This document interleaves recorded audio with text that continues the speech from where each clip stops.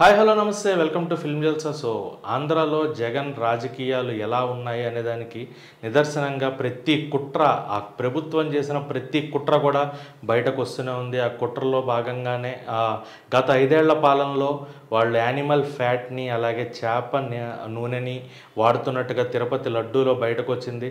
So ప్రతి ఒక్కళ్ళు కూడా ఆ ప్రభుత్వం పైన, మెయిన్గా హిందువులు ఆ ప్రభుత్వం పైన చాలా కోపం మీద ఉన్నారు. ఏంటిది ఇలా చేశారు, 5 ఏళ్ల పాలనలో వీళ్ళు చేసిన పనిదా, నిజంగా వెంకటేశ్వర స్వామితో ఎలా ఆడుకుంటున్నాడు జగన్ అనేది అయితే చాలా వినిపిస్తుంది.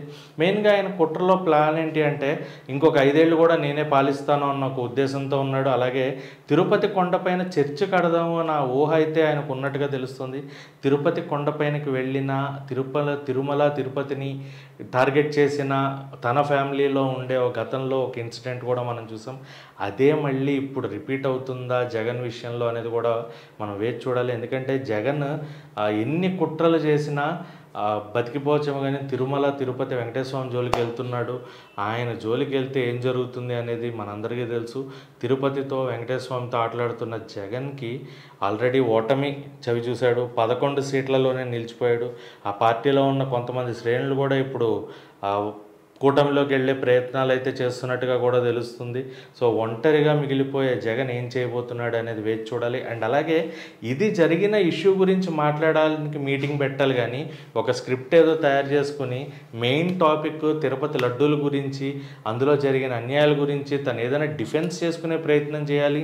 మేము చేయలేదు, మాకు తెలియదనో ఏదో ఒకటి చెప్పడం మానేసి అసలు తిరుపతి లడ్డు ఇష్యూయే లేకుండా దాని గురించి మాట్లాడకుండా తన సొంత ప్రయోజనాలు తనకి నేనేం చేశాను, గతంలో ఎలాంటివి జరిగాయి, చేయని కార్యక్రమాలను చేసినట్టు చెప్పుకోవడం ఇంకా మానట్లేదు. సో అది కాకుండా మొన్న రీసెంట్గా విజయవాడ వెళ్ళిన ఆ జగన్ కూడా ఆ ప్రభుత్వం పైన కుట్ర ప్రయత్నాలు ఏమేం చేస్తున్నాడో కూడా మనం అందరం చూసాము. సో ఇవే కాకుండా మొన్న ఒక దాంట్లో చాలా కామెడీగా బాబు రామ రామ రామ నీకు 15,000, నీకు 5,000, నీకో 10,000 అంటూ కామెడీ చేస్తూ జనాలకి ఒక ఫన్నీ జోకర్ లాగా తయారైపోయాడు. ఓటమి పాలైన జగన్ నిజంగా చాలా ఎలా అంటే ఒక పిచ్చి స్థాయిలో పిచ్చెక్కిన వాళ్ళగా ఆ ఓటమిని తీసుకోలేక తను పడుతున్న ఆవేదనని పిచ్చి రూపంలో చూపిస్తున్నట్టుగా అనిపిస్తుంది. నిజంగా జగన్ పిచ్చెక్కిందా అన్నట్టుగా. అండ్ తన పార్టీలోని ఎవ్వరూ కూడా దీన్ని డిఫెన్స్ చేసే విధంగా ఎవ్వరూ బయటకు రావట్లా. ఆ కుట్రలో భాగమైన ఏ ఒక్కళ్ళు కూడా కనబట్టలేదు. ఎవరు నిజాన్ని చెప్పడానికి కూడా రావట్లేదు. ఎందుకంటే చంద్రబాబు నాయుడు గారు చేసిన వ్యాఖ్యల తర్వాత టెస్ట్ రిపోర్ట్ని చాలా క్లియర్గా చూపిస్తే అందులో ఈ ఫ్యాట్ అలాగే చేప నూనె ఇవన్నీ వాడుతున్నట్టుగానే చాలా క్లియర్ రిపోర్ట్ అయితే వచ్చింది. సో నిజాన్ని వాస్తవాన్ని ఎవరు దాయలేరు. మరి దాన్ని డిఫెన్స్ చేసుకునే ప్రయత్నం కూడా వీళ్ళు చేయకుండా వేరే మాటల్ని డైవర్ట్ చేసే విధంగా జగన్ గారు మాట్లాడడం, అలాగే ఆయన వెనక ఉండే ఆ పేటీఎం బ్యాచ్ ఏదైతే ఉందో, పేటీఎం కుక్కలు ఎవరైతే ఉన్నారో వాళ్ళు ఎవ్వరూ కూడా మొరగకపోవడం, ఇవన్నీ చూస్తుంటే నిజంగా ఆయన చేసిన పాపాలకి అతి త్వరలో ఆయనకి భారీగానే శిక్ష పడనుంది. ఆ శిక్ష ఆయన మూల్యం ఎంత చెల్లించుకున్నా కూడా ఆ శిక్ష తగ్గదు అనే విధంగా అయితే కనిపిస్తుంది. ఎందుకంటే ఆ తిరుమల తిరుపతి దేవస్థానాన్ని ఆయన టార్గెట్ చేశారంటే అది ఎంతటి పాపం, ఎలాంటి స్థితికి వెళ్తాడో కూడా మనం ఊహించుకోవచ్చు. అండ్ మనం చెప్పుకునే విధంగా పేటీఎం కుక్కలు ఎవరెవరైతే ఉన్నారో, పేటీఎం బ్యాచ్ ఎవరైతే ఉన్నారో వాళ్ళు ఎవ్వరూ మాట్లాడకపోవడం, పేర్ని నాని కానీ, కొడాలి నాని గారు కానీ, రోజా గారు కానీ ఎవ్వరూ దీనిపైన స్పందించబడం, మామూలుగా మా జగనన్న మా జగనన్న మా అన్న మా అన్న అన్నా బాగున్నావా అంటూ మాట్లాడే వాళ్ళందరూ ఏమైపోయారు? అన్న వెనకాల నిలబడకుండా ఎక్కడున్నారు? తిరుపతి విషయాన్ని చెప్పకుండా ఎక్కడ దాంకున్నారు? బయటకు వస్తారా, చెప్తారా, ఏం జరుగుతుంది అనేది అయితే వేచి చూడాల్సి ఉండగా తిరుపతి లడ్డూల విషయంలో ఈ స్కామ్ అసలే 13 కేసుల్లో ఇరుక్కుని ఉన్నాడు.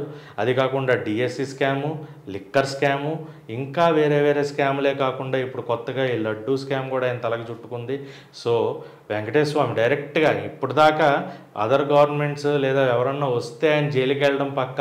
ఎందుకంటే గత 5 సంవత్సరాల్లో ఉన్న బీజేపీ గవర్నమెంట్ ఆయన ఒక్కసారి కూడా ప్రశ్నించే ధైర్యం చేయలేకపోయాడు. పోలవరం ప్రాజెక్ట్ గురించి మాట్లాడలేకపోయాడు.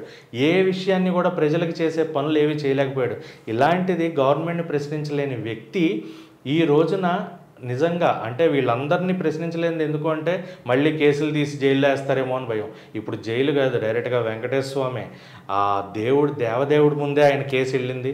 సో అది ఏ రకంగా ఉండబోతుంది, ఆయన శిక్ష ఎలా పడుతుంది అనేది ఇంకా ఆయన చేతిలోనే ఉంటుంది. సో నిజంగా ఇలాంటి తప్పులు చేస్తూ కూడా ధైర్యంగా ఆయన బయటకు వచ్చి తిరుగుతున్నాడంటే ఆయనకి ఎంత సిగ్గుమాలిన జన్మై ఉండాలో కూడా అర్థం కావట్లా. సొంత తల్లి కాదంది, సొంత చెల్లి కాదంది, బయట వాళ్ళ సొంత బాబాయినే గొడ్డలితో నరికిన చరిత్ర కలిగిన వ్యక్తి, శవరాజకీయాలు చేసిన వ్యక్తి, తండ్రి చనిపోతే తన తండ్రి లాంటి నాయకుడు లేడని చెప్పుకునే వాళ్ళు ఉన్నారు. కానీ ఇలాంటి దగులుబాజీ నాయకుడు మాకు ఎందుకు వచ్చాడనే విధంగా 5 ఏళ్ల పాలన జగన్ని చూసిన ప్రజలు ఎంత ఆవేదన చెందుతున్నారో. ఈ 5 ఏళ్ళు అయినా ఇప్పటి నుంచి ఈ గవర్నమెంట్, ఈ కూటమి ప్రభుత్వం మంచి చేసి ఆ జీరో నుంచి మళ్ళీ ఆంధ్రాని ఒక స్థాయికి తీసుకురావాలని, తీసుకొస్తారని ఆశిద్దాం.